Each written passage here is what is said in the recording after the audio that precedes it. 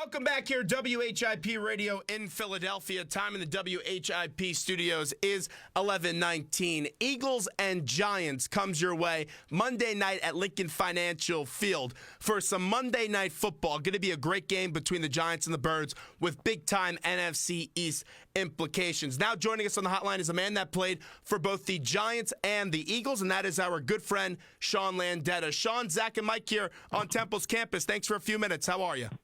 Good morning, guys. How are you? Well, we're doing great, and we appreciate you giving us a few minutes today. Last year, I did see you, though, in the Temple press box for a Temple football game. Have you been watching those Owls this year as they're undefeated to start off this football season? You know, I have. It's an amazing year they are having. I usually get at least one, usually 2 games a year. And, you know, the last 10 years, they've had some good head coaches, put out some good players. And what a great year they're having. I hope they can continue their success. What game are you going to this year if you haven't already been to a game?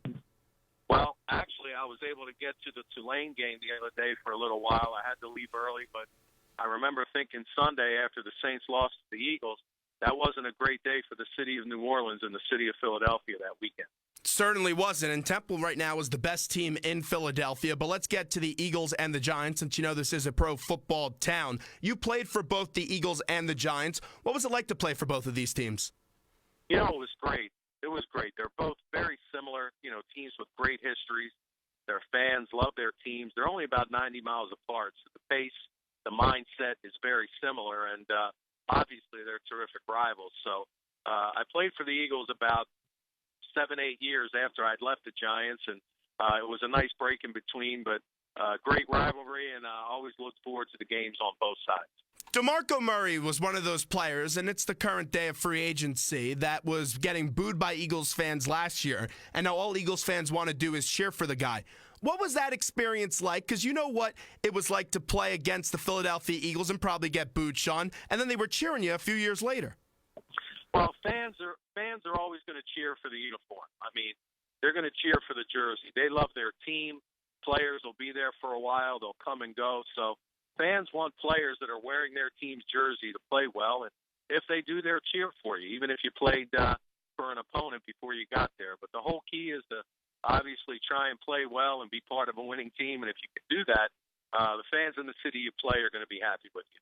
Let's get to this Eagles kicking game. They brought in Caleb Sturgis after you had Parkey out for the year with the groin injury, and I thought it was a bad job by Chip as he let that injury linger on, and it did cost him a game early in the season. So far, Sturgis has missed 2 extra points. He hasn't looked that good. Can you give us any perspective on him and what kind of kicker you think he is in this football league?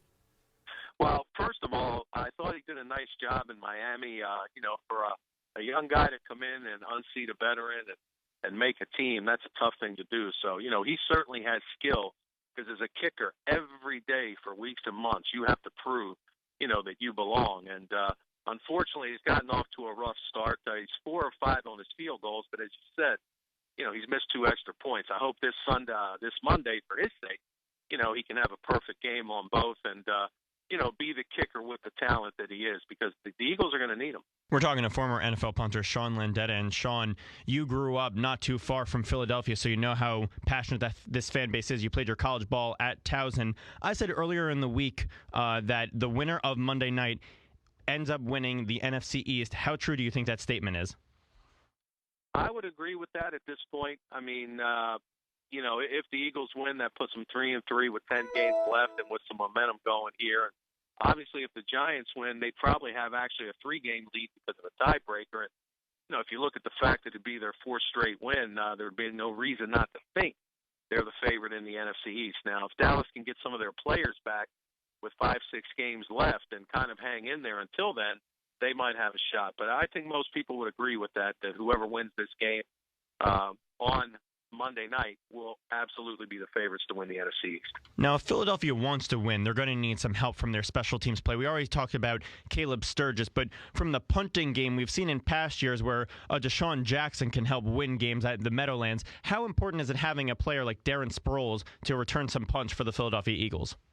Oh, he's been so valuable. I mean, we saw what he did in the Jet game, kind of broke that game wide open a few weeks ago with a punt return to help the Eagles win. And last week, the Saints asked their punter to kick away from Sproles, and, you know, they had 3 poor punts because of it. So he's a real threat back there, and that'll be an interesting matchup to watch because the Giants punter Brad Wing has 13 punts inside the 20. He's got the most in the NFL, and they've only given up 56 return yards through 5 games, which is minuscule. So be very interesting to see that battle right there.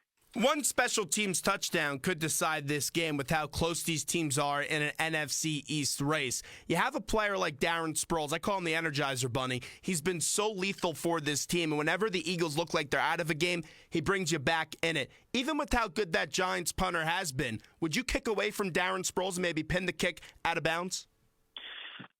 Ideally, that's what you'd like to do. Now, sometimes that takes a punter out of his game. If each punter has strengths, what they do a little bit better. And as a player, I always like to punt to my strength because I felt that if you punt the ball well, that ends the play.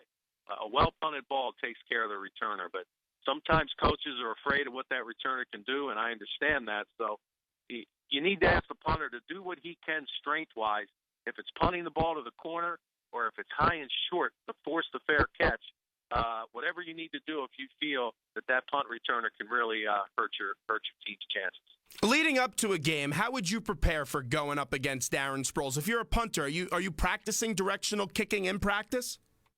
Well, you're going to do that anyway each week. You're going to hit your whole array of punts that you have in your arsenal, and obviously because of him, you may try and pay a little bit more attention to the high, shorter punt to force the fair catch. Or sometimes I would punt the ball right and left on purpose where it would hit the ground, because a lot of times the punt returner will get away from it, and even though it's not pretty, by the time it's done rolling, it's very effective. So these are things some punters will do, but most important is for them to punt to their strength and not let the returner make you go out of your game. Sean Landeta joins us right now. And Sean, when the Eagles played the Redskins a few weeks ago at FedEx Field, they didn't take any deep shots in the first half. This Giants defense, we know they could defend the run, but they can't get any pass rush, and they've been awful against the pass. It just seems like this game this week, it's all on the shoulders of Sam Bradford, and if you connect on that deep ball, and they have to do it early, right, Sean? Well, there's no question that would give them a big advantage, and believe me, the Eagles are very aware of that.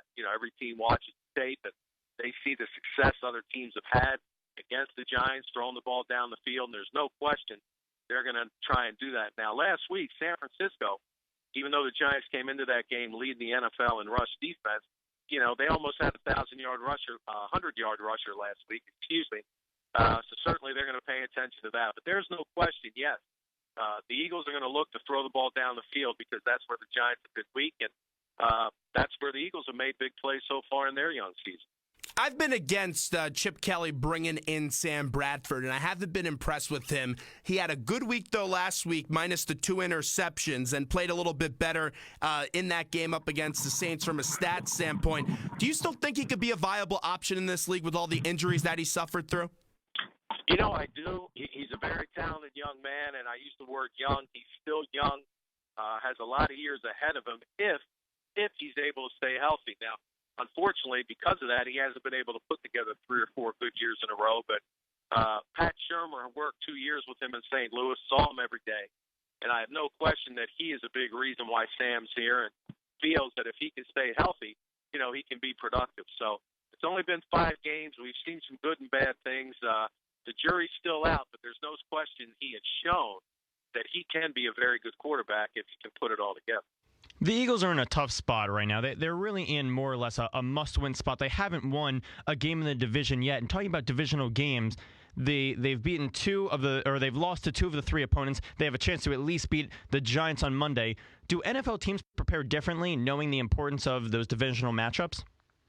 I don't think you prepare differently for that. Certainly, the wins are different than, say, against the AFC because the head-to-head matchup counts. I don't think you prepare different, but obviously it's a division game, and because there's a little bit of a difference, you may pay a little bit more attention to it. But the rivalry aspect is number one. It's a team you're familiar with. You're going to see twice a year. You saw them last year twice, and it always makes for a little bit more excitement when you're playing a division rival.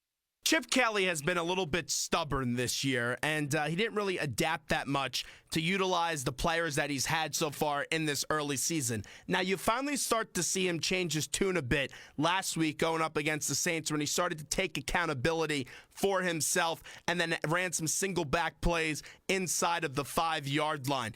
Do you see Chip Kelly adapting and starting to be less stubborn as this season progresses, Sean? Well, I think he's going to stick to what he thinks works. I mean, I think he was unfairly criticized last week or a couple of weeks ago after the Redskin game when he said the execution of his team was a major problem. It was just the truth. He wasn't throwing anybody under the bus. It's just if you drop passes, drop interceptions, miss kicks, and miss tackles, I don't think a coach is wrong if he points that out. Again, he's not throwing you under the bus. He's just stating what the reasons were why a team didn't win. But certainly, as he gets into his NFL career, so far he's had 2 10-6 seasons, and with a win Monday, he'll be 3-3.